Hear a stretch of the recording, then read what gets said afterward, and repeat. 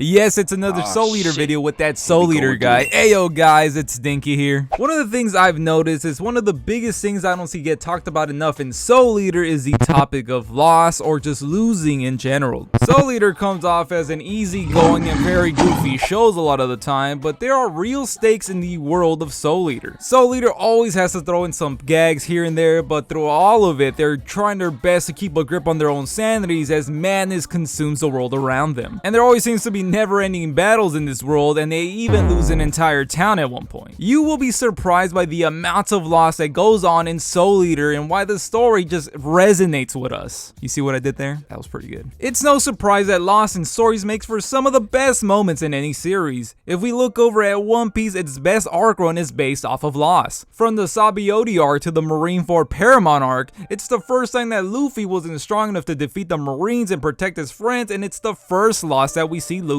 go through. Same thing with another big series like Naruto. One of the best arcs is, the Sasuke retrieval arc where they eventually lose Sasuke, and then the whole Pain arc, which is all about loss. Shoot, Hunter x Hunter even starts with loss because, Gon is fatherless. He has lost a connection with his father. I'm sorry, I haven't said that. I shouldn't have said that. But back on a more serious note, one of the biggest losses we also see is in Full Metal Alchemist, where, the Elric brothers lose their mother and they eventually lose their body parts and their whole body, like with Alphonse. And here in Soul Eater, we experience three types of losses that really revolves around the whole story. We have them losing big battles, losing connections or characters. I'll try to explain this a lot better once we get to it. And then the main one that the story's always exploring is losing yourself. Yes, there is a lot of series that explore this, but here in Soul Eater, it's such a big thing that I feel that goes under the radar because it's also just a really goofy fun series. And another note is that I'm going to be focusing a lot of these moments that are in the manga because of course the anime ended a lot earlier than the manga did. If anything pops up that is Soul Eater related, it's going to be the best character Excalibur or the hilarious moments in the anime in GIF form or just in videos. But a lot of the arcs explore loss and it goes so underappreciated. I'm not going to say that Soul Eater is the deepest show. I mean, you can't argue it, but it's going to be so hard with moments like these. But it is a show that explores the soul and how delicate it can be, and it can be surprisingly deep because of it. And the first topic we're gonna tackle is the topic of losing battles, and I know that's not just unique to Soul Eater because a lot of series show that, but for some reason in Soul Eater they lose a lot. And for the final battle of Soul Eater in the manga at least, we're gonna go over that at the end of the video because that tackles all three types of losses all in one, so I want to go over that at the very end, so please stick for that. But let's start with the first chapter, the prologue, because it ends with a huge loss. Hell, every team comes out a loser, but Manga and Soul are so close of turning Soul into a death side and just need one more soul, the soul of a witch. But they obviously mess that up since the show can't be over that quickly, and that means they have to start from zero for failing capturing the right witch soul, which doesn't really make too much sense now that you think about it. Blair still is a witch, right? Just how Mizune, the little mouse witch, is. So what if they caught her soul instead? Would that have not counted as well? Or what about Erica, the frog witch?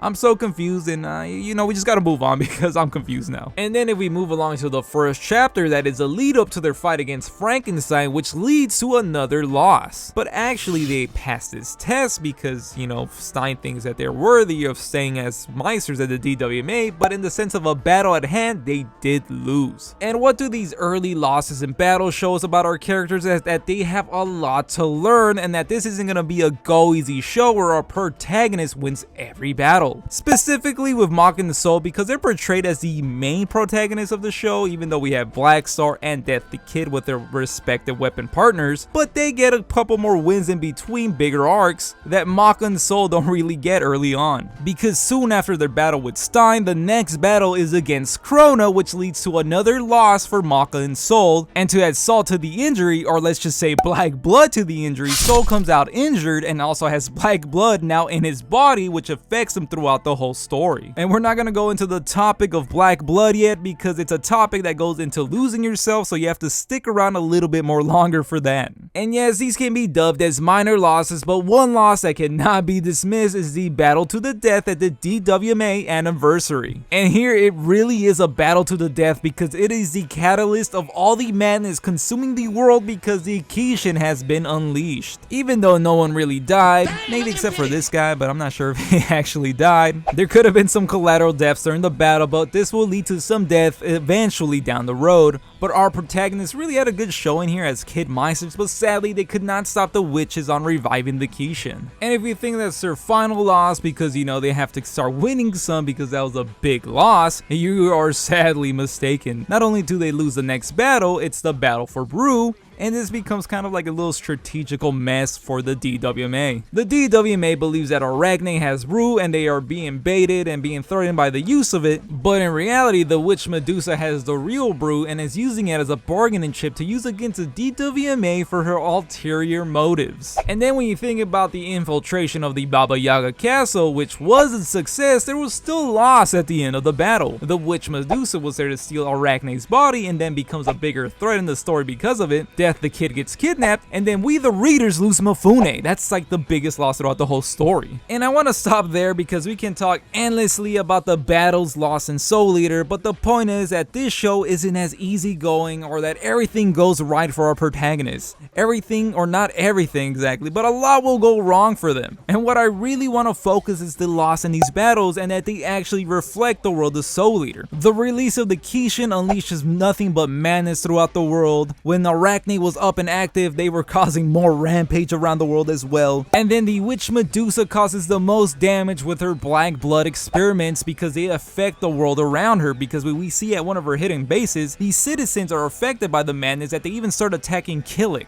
And the witch Medusa sends out Krona to experiment more with the black blood, that Krona infests a whole city with black blood. Like I said, these losses in battles hold a lot because they are real stakes in Soul Eater. And I think that's enough with the topic of losing battles in Soul Eater because it's not new or it's not exclusive to Soul Eater. And I know there's so many series in anime that probably explore this topic. I mean, Madoka Magica I think essentially is that. They are fighting a losing battle in that show. And essentially I think Soul Eater is that, but it's not a losing battle but a never-ending battle with madness. Let's move on to the next topic, and that topic is the experience of losing friends, connections, people. I'll explain it better as I go on. I think if I just keep talking, it'll make sense. What I'm trying to get at is that one of the biggest losses that we experience is the loss of Krona, and Krona is one of the biggest pillars of change in the world of Soul Eater with the big events that he sets in motion, and it's sad to think that just friends could have saved him, or her. I actually don't know what you refer Krona to. Another one is the loss of BJ, which is one of the first big deaths in the DWMA. Or is that Sid, because he did technically die, but did it count because he just came back as a zombie? But with the death of BJ, it would lead to one of the most insane twists of the story because the person to kill him is the traitor at the DWMA, and it is Justin Law. Which is another big loss in itself because the DWMA loses one of their strongest weapons as he also loses himself. More on that later, and this creates even more conflict within the characters because Justin Law was someone they trusted. It was a friend, right? But he lost himself to the madness and he ends up doing something so terrible. And there's almost a moment there where we lose Kim because Kim ends up being a witch, and you know the DWMA hunts witches, so it becomes a whole problem there. And all of our characters are affected by her leaving because she was a friend, but it doesn't affect everyone the same as it does Ox because Ox was of course in love with her. And these are all moments where our cast of characters lose somebody, but I think one of the biggest moments in the whole story, and it was really unexpected, was the death of Medusa. And while we did speak on the loss of Krona, but nobody loses more than Krona. Not only does Krona lose friends, he's also forced to lose his emotions because he's being trained to be a killing machine and to become the next Kishin, and he also even loses Ragnarok. But Krona still has one final connection at this point in the story, and that is his mother Medusa. And this ends up being one of the most insane moments in the story for me because Medusa knows that Krona needs to cut all connections from his life to become the Kishin, and it really showed how down for the cause Medusa really was because she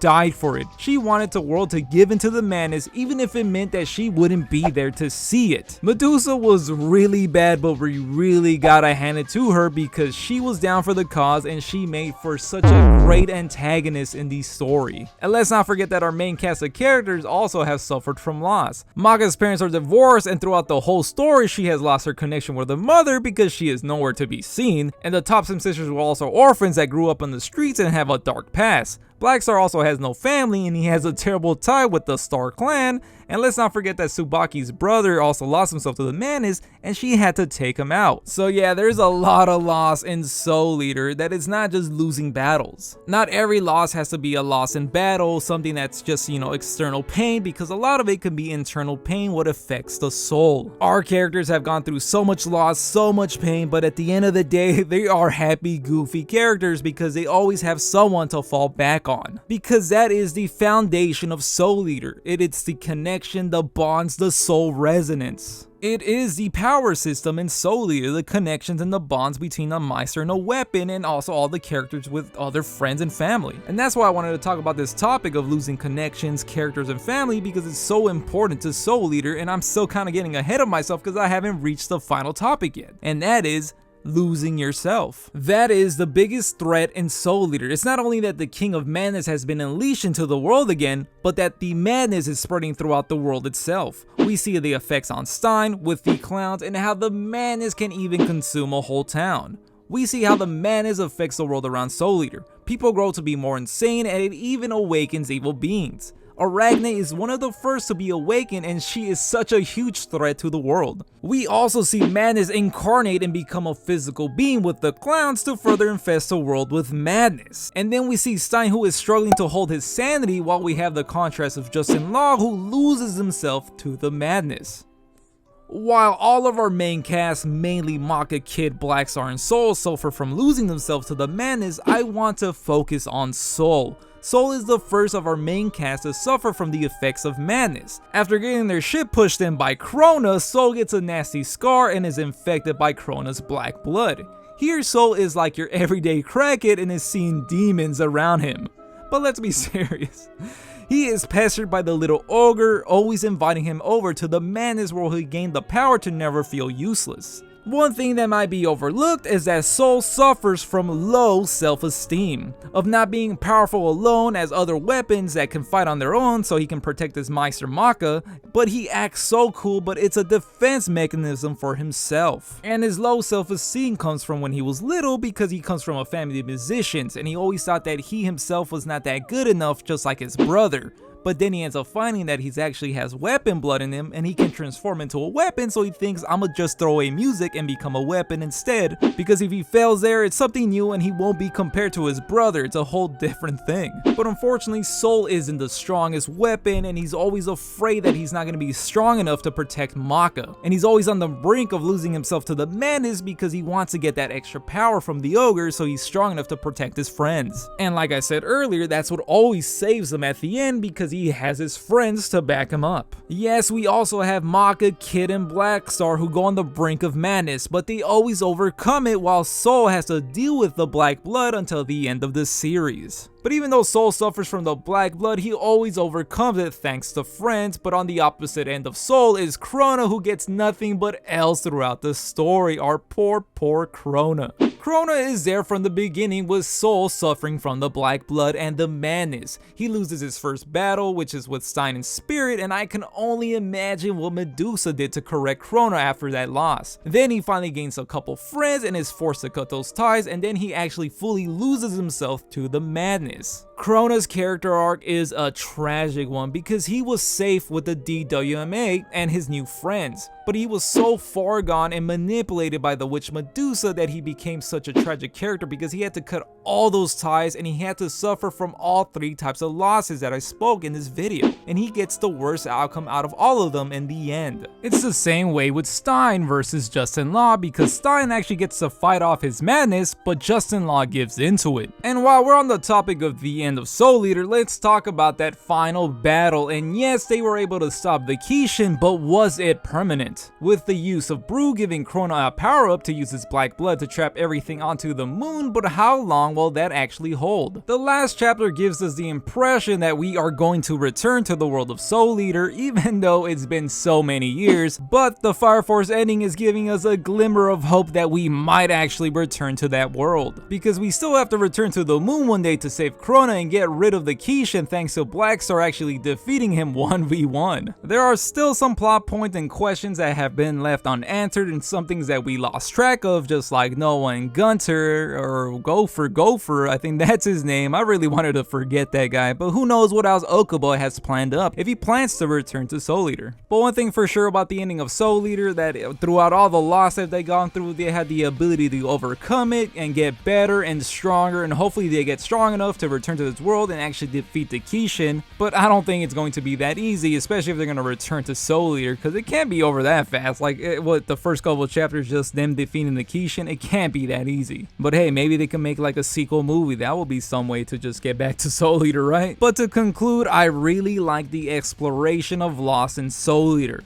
For a show that can be as goofy and funny as Soul Eater, it does explore a really sad topic and theme.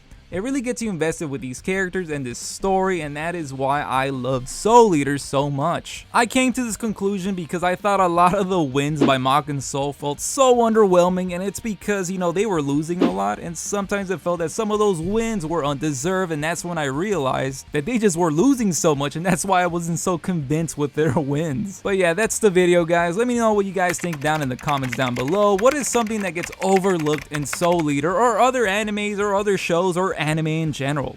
And since you made it this far into the video, don't forget to hit the video with a like, also share it around, that would help me out so much. And while you're at it, also hit the subscribe button and help me reach 1,000 subscribers so I can become a Death Scythe too. And I'll catch you guys on the next one. Thanks for watching, I appreciate you.